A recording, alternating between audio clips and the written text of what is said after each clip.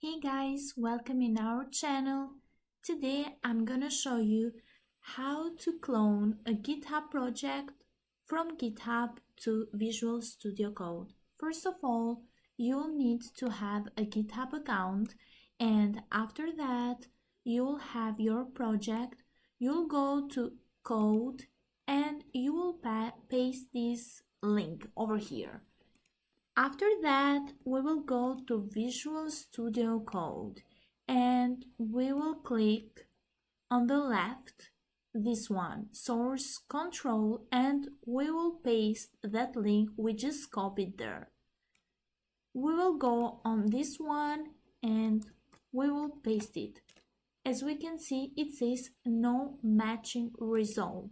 So what we will do is go over here and clone. Enter, and we'll just select the file or the folder to clone this one. Select. It says here it's already cloning. Would you like to open the clone or add it to the current workspace? You can do it open and it will just open the file. See, it's already done.